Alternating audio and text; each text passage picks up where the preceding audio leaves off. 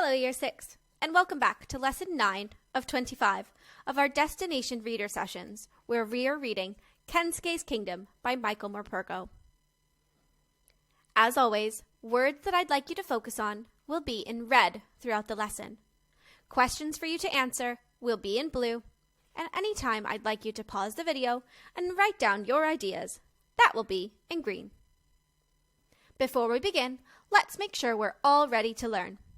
You will need a copy of the story, Kensuke's Kingdom by Michael Morpurgo, a strategy prompt sheet, as well as a pencil and a piece of paper or your home learning book. If you're missing any of these things, please pause the video here, grab them, and then come back. Great job. Let's get working. Let's remember what happened yesterday in our story. We've been reading Kensuke's Kingdom by Michael Morpurgo. So far, Michael and his family decided to take a boat trip around the world on their new boat, the Peggy Sue.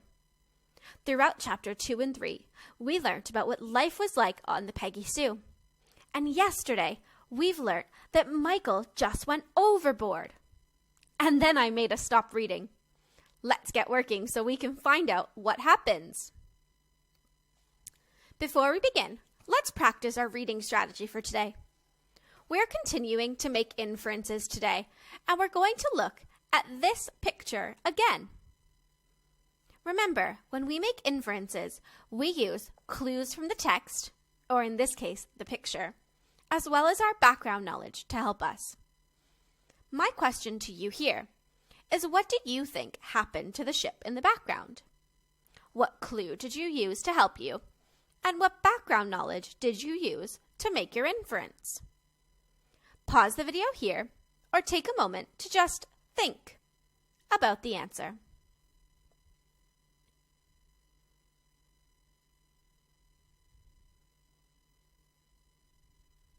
Great job.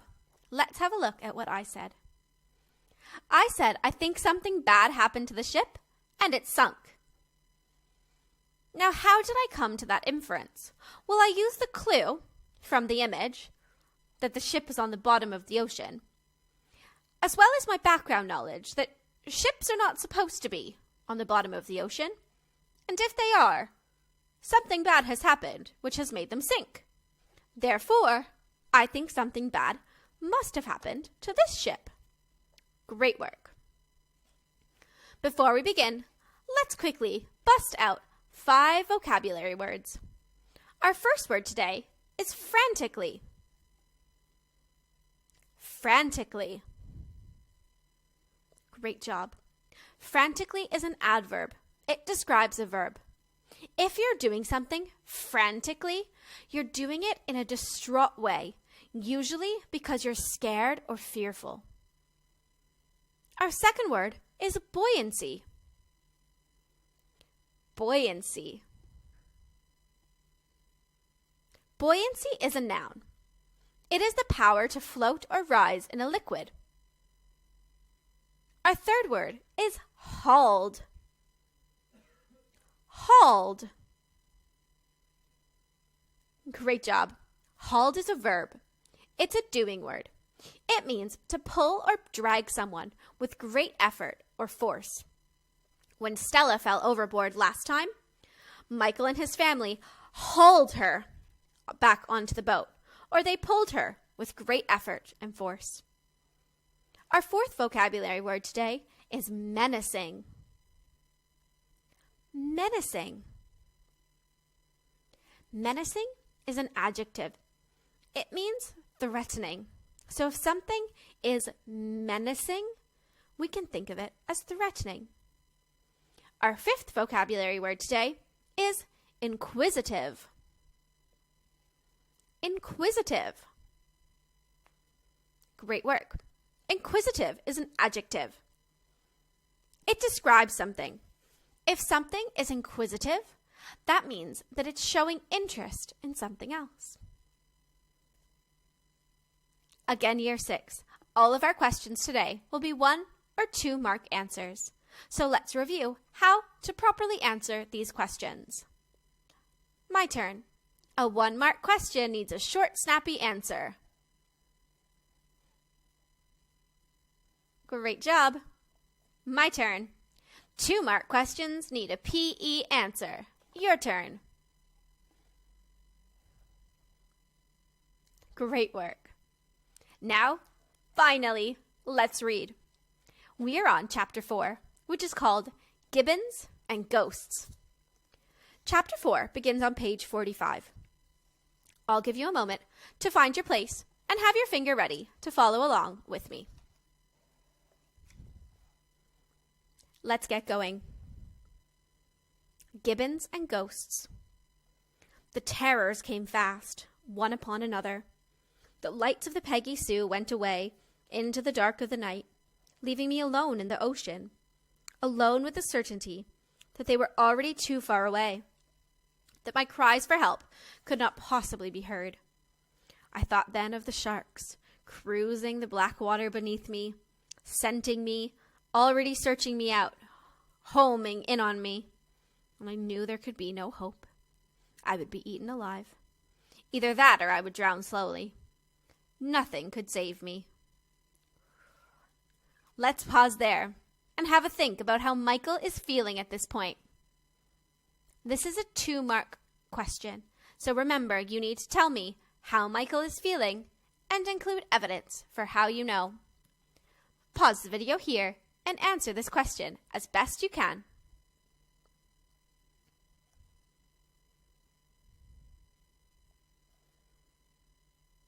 Great work. Let's see how I think Michael is feeling. I think Michael is feeling hopeless because he says his parents and the Peggy Sue are already too far away. He also says, nothing could save me. And that certainly sounds like someone who's hopeless, doesn't it? Let's continue reading. We are on the second paragraph on page 46. I trod water frantically, searching the impenetrable darkness about me for something, anything to swim towards. There was nothing. Then a sudden glimpse of white in the sea. The breaking of a wave, perhaps? But there were no waves. Stella! It had to be. I was so thankful, so relieved not to be alone. I called out and swam towards her. She would keep bobbing away from me, vanishing, reappearing, then vanishing again. She had seemed so near, but it took several minutes of hard swimming before I came close enough to reach out and touch her. Only then did I realize my mistake. Stella's head was mostly black. This was white. It was my football. I grabbed it and clung on, feeling the unexpected and wonderful buoyancy of it. Remember, Year 6, buoyancy means the ability to float. So what Michael was doing now was using the football to help him float in the water. I held on, treading water and calling for Stella. There was no answer. I called and I called. But every time I opened my mouth now, the seawater washed in. I had to give her up. I had to save myself if I could. There was little point in wasting energy by trying to swim. After all, I had nowhere to swim to.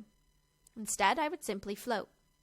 I would cling to my football, tread water gently, and wait for the Peggy Sue to come back. Sooner or later, they had to discover I was overboard. Sooner or later, they would come looking for me. I mustn't kick too much, just enough to keep my chin above the water. No more. Too much movement would attract the sharks. Morning must come soon. I had to hang on till then. I had to. The water wasn't that cold. I had my football. I had a chance. I kept telling myself that over and over again. But the world stayed stubbornly black about me, and I could feel the water slowly chilling me to death. I tried singing to stop myself from shivering, to take my mind off the sharks. I sang every song I could remember. But after a while, I'd forget the words. Always I came back to the only song I was sure I could finish, 10 Green Bottles. I sang it out loud again and again. It reassured me to hear the sound of my own voice. It made me feel less alone in the sea. And always I looked for the gray glint of dawn. But it would not come, and it would not come. Eventually I fell silent, and my legs just would not kick any more.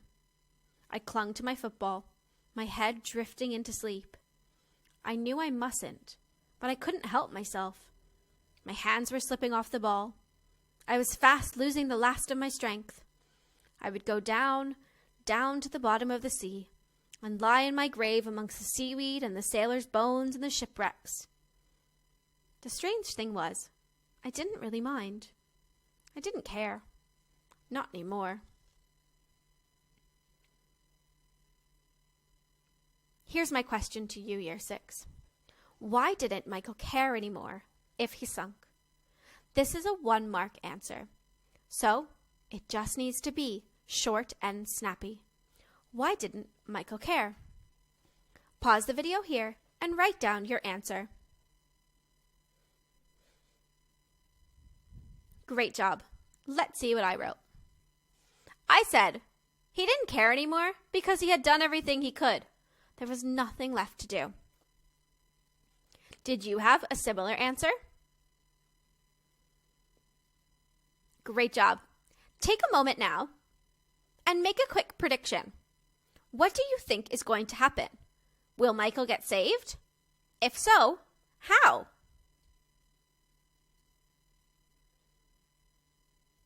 Great work. Let's keep reading. We are on the second sentence in the paragraph that begins, "The strange thing was."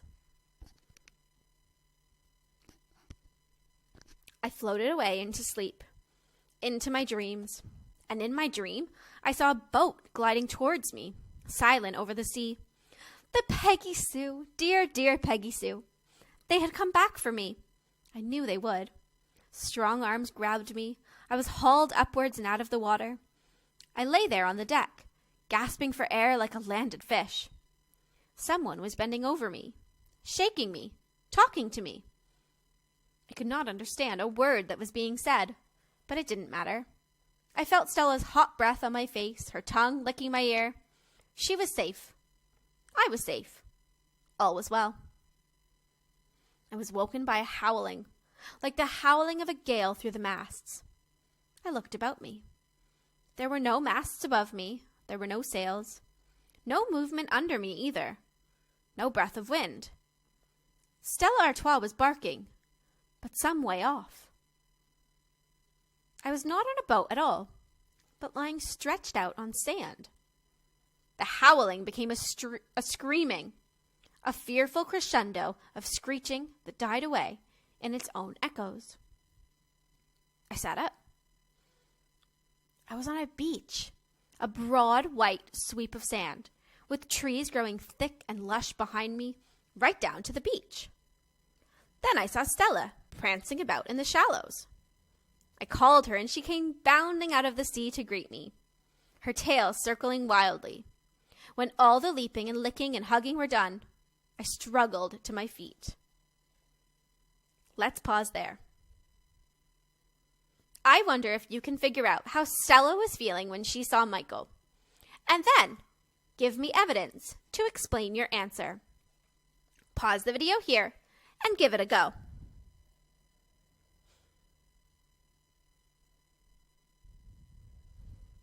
Great job.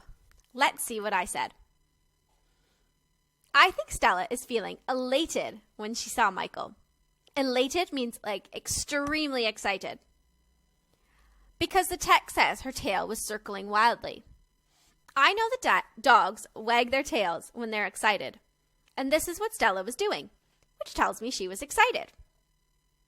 Did you have a similar answer? Great work.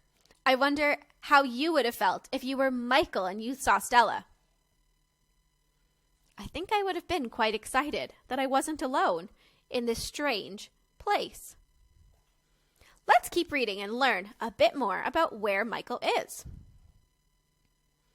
We're at the last paragraph on page 49. I was weak all over. I looked all about me. The wide blue sea was as empty as the cloudless sky above. No Peggy Sue, no boat, nothing, no one. I called again and again for my mother and my father. I called until the tears came and I could call no more, until I knew there was no point.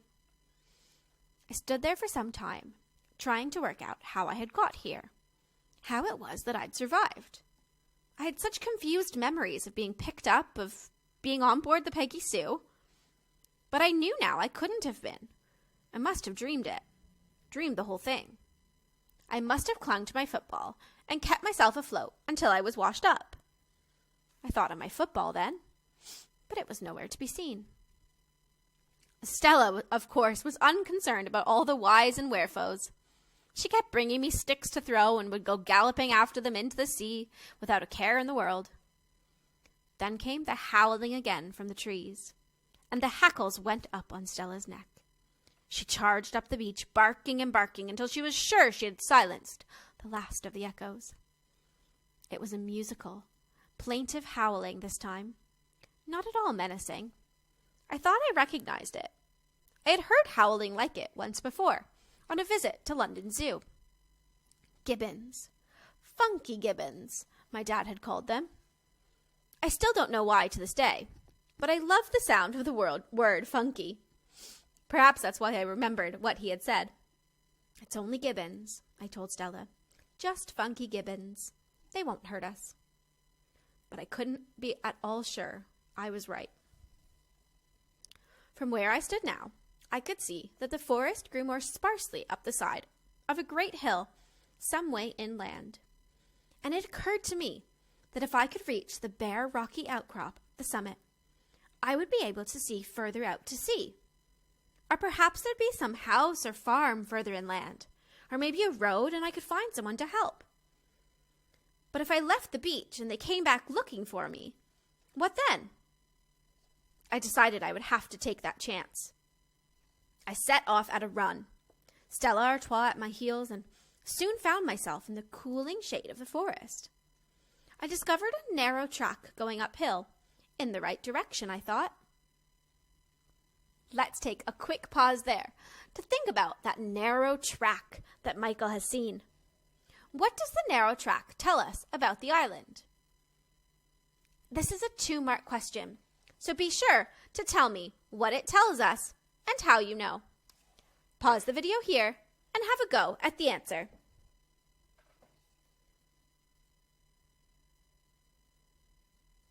Great job. Let's see my answer. I think that the narrow track tells us Michael is not alone on the island. I think this because I know that trails are made when someone or something repeatedly follows the same path. Someone must have done this to create the path that Michael is seeing. Did you have a similar answer? Great job. Let's continue reading. We are at the bottom of page 51. So I followed it, only slowing to a walk when the hill became too steep. The forest was alive with creatures. Birds cackled and screeched high above me, and always the howling wailed and wafted through the trees, but more distantly now. It wasn't the sounds of the forest that bothered me, though. It was the eyes. I felt as if I was being watched by 1,000 inquisitive eyes. I think Stella did too, for she had been strangely quiet ever since we entered the forest, constantly glancing up at me for reassurance and comfort. I did my best to give it, but she could sense that I too was frightened. What had seemed at first to be a short hike now felt more like a great expedition into the interior. We emerged exhausted from the trees, clambered laboriously up a rocky scree, and stood at long last at the peak. The sun was blazing down. I had not really felt the burning heat of it until then. I scanned the horizon. If there was a sail somewhere out there in the haze, I could not see it. And then it came to me that even if I were to see a sail, what could I do? I couldn't light a fire. I had no matches. I knew about cavemen rubbing sticks together, but I had never tried it. I looked all round me now. Sea, sea, sea. Nothing but sea on all sides. I was on an island. I was alone. Let's pause there. Our last question for today, Year 6, is asking you, do you think Michael will find a way to survive on the island? Why or why not?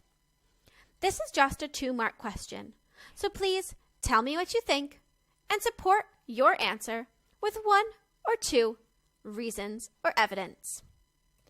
Pause the video here and give that a go.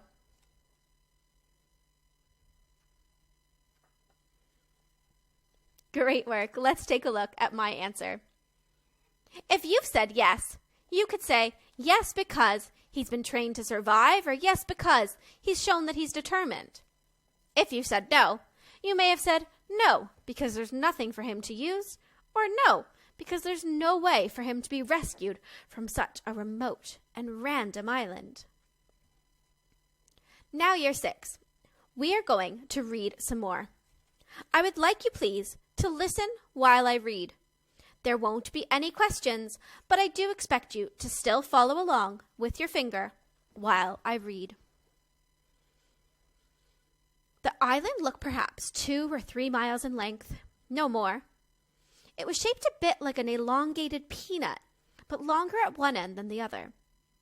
There was a long swath of brilliant white beach on both sides of the island, and at the far end another hill. The slopes steeper and more thickly wooded, but not so high as mine. With the exception of these twin peaks, the entire island seemed to be covered with forest. So far as I could see, there was no sign of any human life.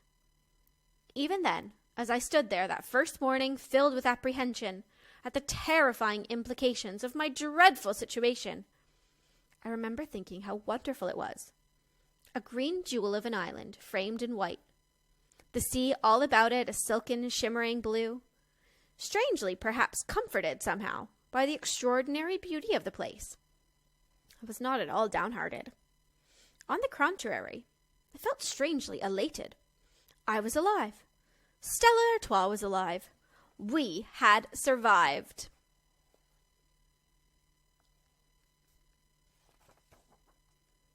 Page 56. I sat down in the shadow of a great rock. The gibbons set up a renewed chorus of howling and hooting in the forest, and a flock of raucous birds clattered up out of the canopy of the trees below us and flew off across the island to settle in the trees on the hillside opposite. We'll be all right, I told Stella. Mum and Dad, they'll come back for us. They're bound to. They will. Mum will get better and they'll come back. She won't leave us here. She'll find us, you'll see. All we've got to do is keep a lookout for them and stay alive. Water. We'll need water. But so do these monkeys, right? We've just got to find it, that's all. And there must be food too, fruit or nut, something. Whatever it is that they eat, we'll eat. It helped to speak my thoughts out loud to Stella. Helped to calm the panic that came over me now in waves. More than anything, it was Stella's companionship that helped me through those first hours on the island. It seemed to make sense not to plunge at once into the forest looking for water. To be honest, I was too frightened anyway, but rather to explore the shoreline first. I might come across a stream or river flowing out into the sea, and, with a bit of luck, on the way I might well find something I could eat as well. I set off in good spirits, leaping down the scree like a mountain goat. Where monkeys lived, I reasoned, we could live. I kept telling myself that. I soon discovered that the track down through the trees was bereft of all edible vegetation. I did see fruit of sorts, what looked to me like fruit anyway. There were coconuts up there too, but the trees were all impossible to climb. Some rose 100 feet, some 200 feet from the forest floor. I had never seen such giant trees. At least the intertwining canopy did provide some welcome relief from the heat of the day. All the same, I was becoming desperately parched now, and so was Stella. She padded alongside me all the way, her tongue hanging. She kept giving me baleful looks whenever our eyes met. There was no comfort I could give her. We found our beach once again, and set off round the island, keeping wherever possible to the edge of the forest, to the shade. Still we found no stream. Again, I saw plenty of fruit, but always too high.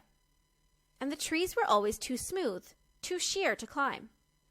I found plenty of coconuts on the ground, but always cracked open and empty inside. When the beach petered out, we had to strike off into the forest itself. Here, too, I found a narrow track to follow. The forest became impenetrable at this point, dark and menacing.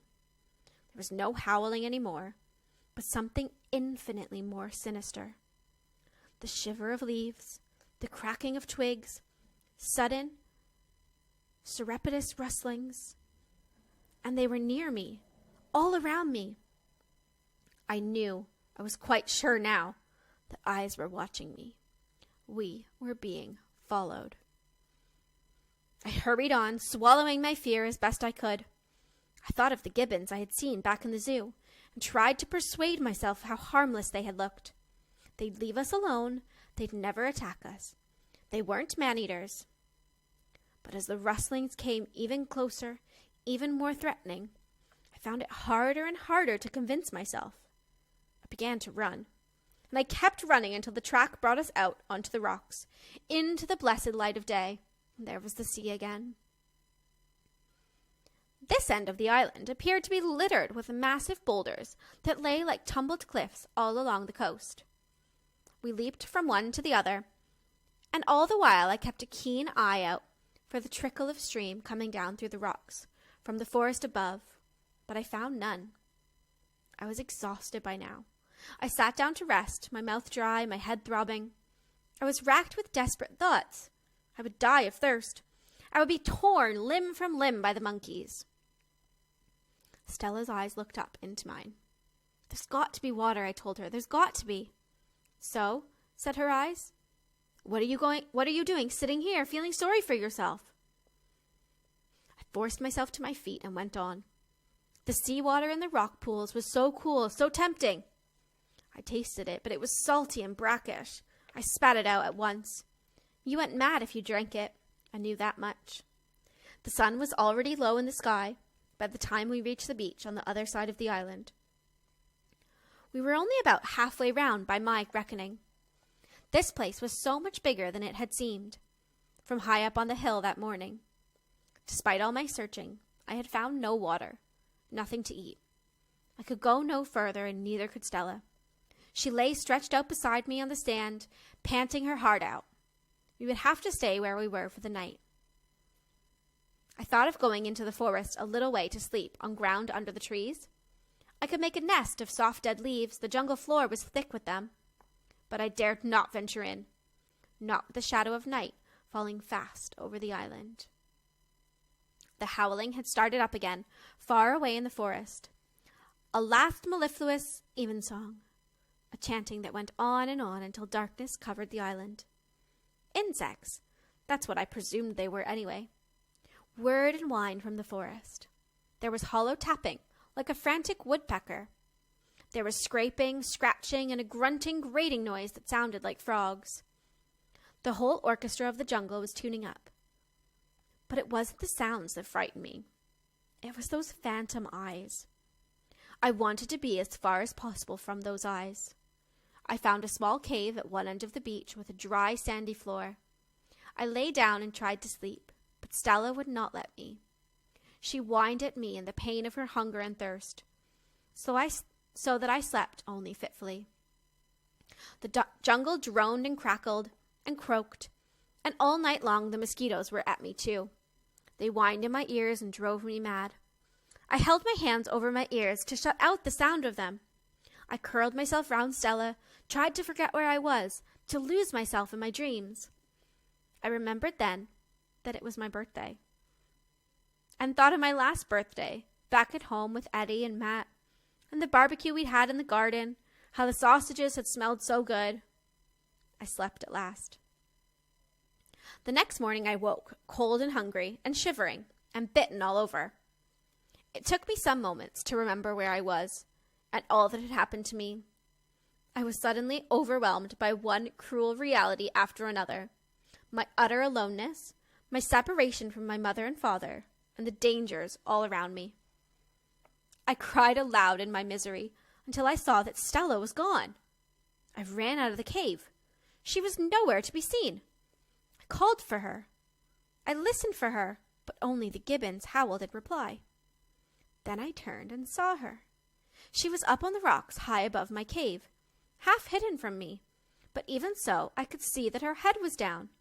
She was clearly intent on something. I clambered up to find out what it was. I heard her drinking before I got there, lapping rhythmically, noisily as she always did. She did not even look up as I approached.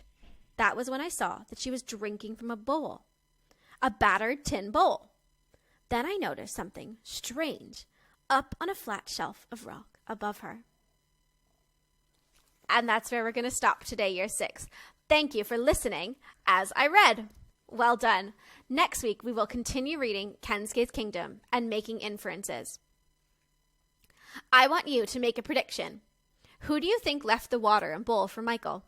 And what do you think will happen next in our story? Great work today, and I will see you on Monday for another Destination Reader session.